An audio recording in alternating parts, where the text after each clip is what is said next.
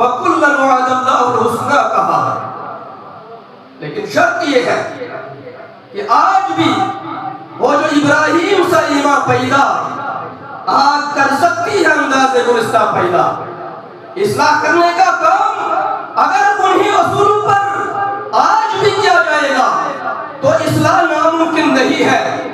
البتہ تھوڑا سا پیچیدہ کام ہے لیکن مشکل کا کام نہیں ہے. اب اگر ہم تفصیلاً بیان کریں تو کس چیز پر ہمیں اصلاح کرنی ہے؟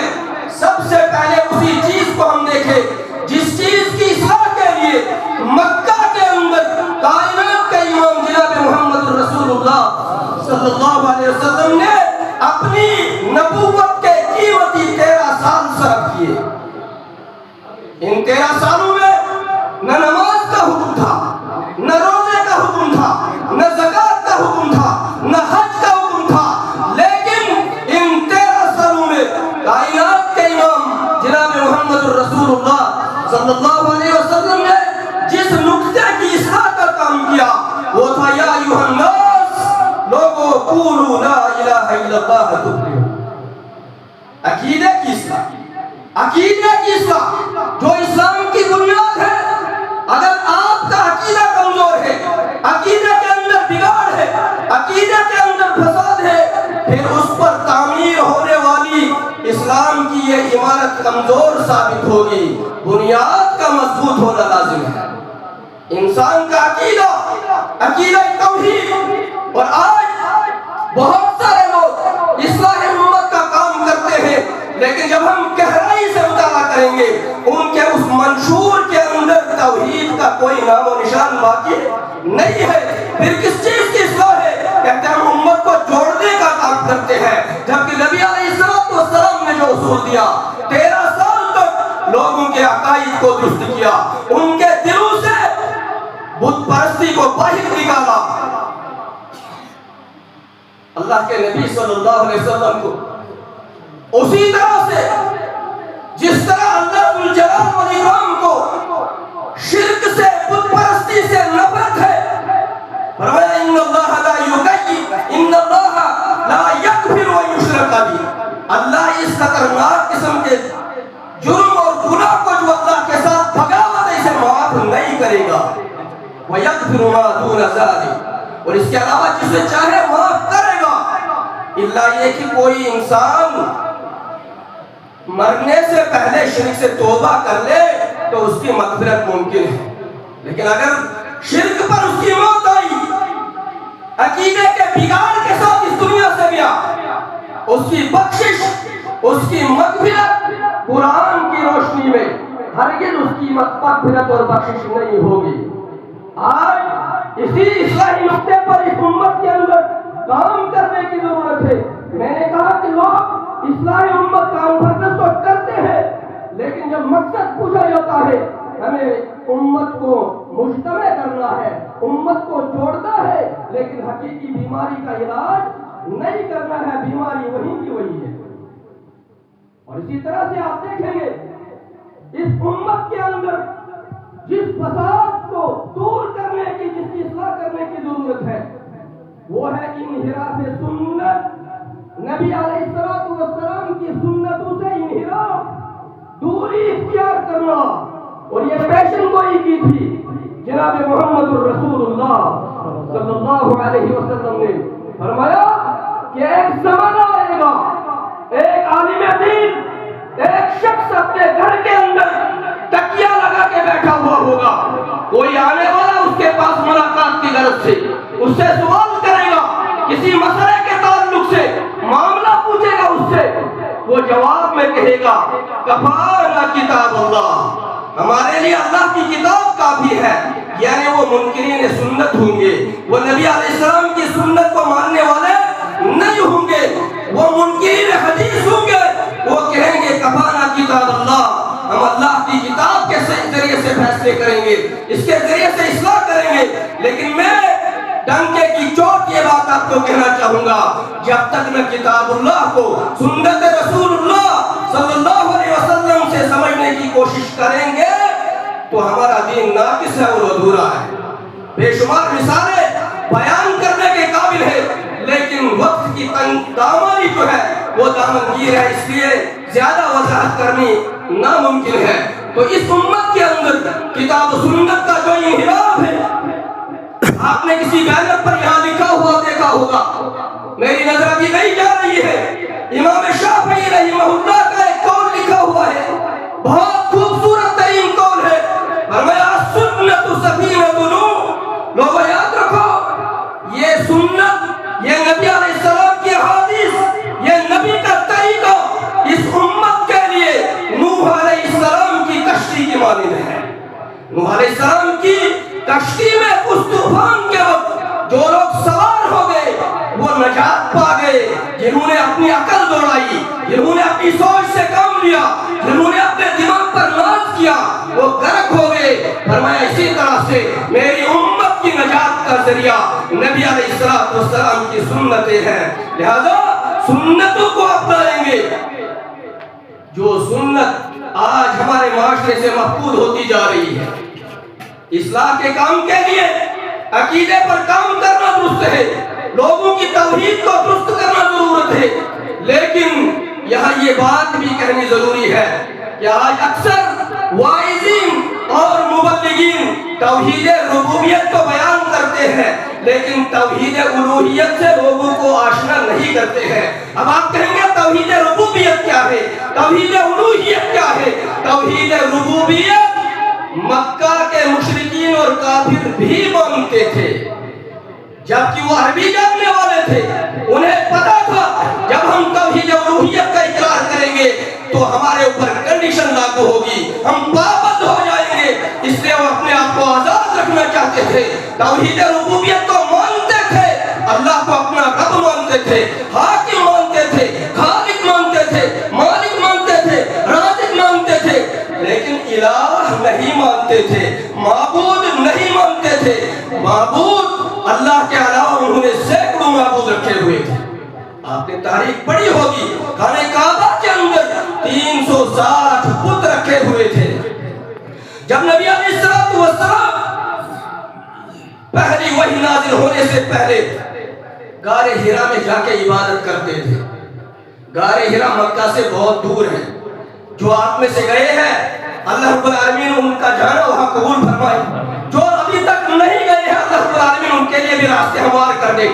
تو جو مکہ سے دور غار حرا ہے، کیا آپ نے کبھی غور کیا، کیا آپ نے سوچا کہ وہ گھر جو اللہ کی زمین پر سب سے پہلا گھر ہے، سب سے عظمت والا گھر ہے، مکہ میں بیت اللہ خانہ کعبہ موجود ہے، اس بیت اللہ کو چھوڑ کر نبی علیہ السلام غار حرا کے اندر عبادت کرنے کے لیے کیوں جاتے تھے؟ وجہ یہ تھی آپ کو بت پرستی کے ساتھ نفرت تھی، آپ کو عقیدے کی خرابی سے نفرت تھی، اس لیے کہ خانہ کعبہ میں 360 بت رکھے ہوئے تھے۔ پھر جب اس فساد کو آپ نے مکہ کے لوگوں کے دلوں سے باہر نکال دیا، پھر وہ وقت آیا کہ وہی بتوں کے پجاری جنہوں نے مختلف کاموں کے لیے انہیں اپنا معبود بنا رکھا تھا، انہوں نے اپنے ہاتھوں سے انہیں باہر پھینکا۔ قولوا لا الہ الا اللہ تفلحوا۔ آج بھی توحید الوہیت پر ہمارے واعظین کو، مبلغین کو، خطباء کو کام کرنے کی ضرورت ہے، وگرنہ توحید ربوبیت مکہ کے کافر بھی مانتے تھے۔ اللہ فرماتا ہے قرآن کریم کے اندر وَلَئِن سَأَلْتَهُمْ، اے نبی اگر آپ ان سے پوچھے من خلق السماوات والارض، کس نے آسمانوں کو پیدا کیا، کس نے زمینوں کو پیدا کیا، وَسَخَّرَ الشَّمْسَ وَالْقَمَرَ، سورج اور چاند کو کس نے کام پر لگایا، لَيَقُولُنَّ اللَّهُ، یہ مکہ کے کافر کہیں گے، ضرور بضرور جواب دیں گے کہ اللہ نے۔ لیکن اختلاف کہاں کرتے تھے، اختلاف کہاں کرتے تھے؟ جب اللہ رب العالمین کی عبادت کی بات آتی تھی۔ اے نبی علیہ السلام، کیا آپ ہمیں صرف ایک معبود بنانے کی بات کرتے ہیں، ایک معبود کو ماننے کی بات کرتے ہیں؟ ایسا ممکن نہیں ہو سکتا ہے۔ وہ اس طرح سے اس امت کے اندر جہاں عقیدہ خراب ہے، بدعات ہے، بدعات ہے، اور آپ کو ہمیں یاد رکھنا چاہیے اللہ رب العالمین نے باخبر کیا ہے قرآن مجید کے اندر. فرمایا فَلْيَحْذَرِ الَّذِينَ يُخَالِفُونَ عَنْ أَمْرِهِ، ان لوگوں کو ڈرنا چاہیے جو نبی علیہ السلام کے کسی حکم کی مخالفت کرتے ہیں. أَن تُصِيبَهُمْ فِتْنَةٌ أَوْ يُصِيبَهُمْ عَذَابٌ أَلِيمٌ، اس مخالفت کی وجہ سے اللہ انہیں کسی فتنے کے اندر مبتلا نہ کر دے اور آخرت کے اندر انہیں دردناک عذاب دیا جائے گا. مفسرین فرماتے ہیں أَن تُصِيبَهُمْ فِتْنَةٌ کا معنی یہ ہے کہ ایک انسان سنت کو چھوڑ دیتا ہے تو سنت کی جگہ بدعت آ جاتی ہے. اور جانتے ہیں بدعت ایک مربوط چیز ہے. اگر ایک بدعتی کو توبہ کرنے کے لیے کہا جائے وہ قطعاً توبہ کرنے کے لیے تیار نہیں ہے، اس لیے کہ وہ بدعت کو نیکی کا کام جان کر انجام دے رہا. یہ برائی آج کے سماج کے اندر موجود ہے. اس برائی کو دور کرنے کی، اس کی اصلاح کرنے کی ضرورت ہے. اس کے علاوہ معاملات کو درست کرنا، حقوق اللہ کو ادا کرنا، حقوق العباد کو درست کرنا. کس چیز کی اصلاح پر بات کی جائے گی؟ آج اگر آپسی معاملات پر ہم بات کریں گے، نبی علیہ السلام نے فرمایا تھا نفس المؤمن معلقۃ بدین، ایک انسان جب مر جاتا ہے اس کی روح تب تک معلق رہتی ہے جب تک نہ اس کی طرف سے اس کے ورثہ اس کا قرضہ ادا کر دیں. آج ہم اپنے معاملات کو دیکھ لیں، جنازہ ہونے کے موقع پر اعلان تو کیا جاتا ہے فقط رسم کو انجام دینے کے لیے، لیکن معاملات اتنے زیادہ بگڑے ہوئے ہیں جن پر اصلاح کرنے کی ضرورت ہے. اصلاح امت آج کی کانفرنس کا عنوان ہے. یہاں کے ذمہ داران مبارکبادی کے مستحق ہیں جنہوں نے یہ خوبصورت عنوان آج کی اس مجلس کے لیے اس کا انتظام کیا ہے، اس کو مقرر کیا ہے. یقیناً آج ہر انسان کو اصلاح کی ضرورت ہے، لیکن اصلاح کون کرے گا؟ کہتے ہیں جو اپنے عیبوں پہ رکھتے ہیں ہر گھڑی نظر، حقیقت میں وہی اصلاح کا سفر کرتے ہیں. اگر ہم دوسرے کی طرف انگلی اٹھائے، فساد اس کے اندر ہے، غلطی اس کے اندر ہے، بگاڑ اس کے اندر ہے، تو یہ اصلاح ناممکن ہے. اصلاح کا کام اپنے گھر سے شروع کرنا ہے، اپنی ذات سے شروع کرنا ہے. علامہ اقبال نے کہا تھا اپنے من میں ڈوب کے باجا سراغ زندگی، تو اگر میرا نہیں بنتا نہ بن، اپنا تو بن. من کی دولت ہاتھ آتی ہے تو پھر جاتی نہیں. تن کی دولت یعنی روپیہ پیسہ مال و دولت زمین جائیداد، تن کی دولت چھاؤں ہے آتا ہے دھن جاتا ہے دھن. پھر فرماتے پانی پانی کر گئی مجھ کو کلندر کی یہ بات، تو جھکا جب غیر کے آگے نہ تن تیرا نہ من. آج کس چیز کا رونا روئے؟ آج ہمارا معاشرہ، یہ امت فساد کے اندر مبتلا ہے، لیکن ہم اصلاح کا کام اپنی ذات سے شروع کریں گے تو انشاءاللہ یہ اصلاح ممکن ہے.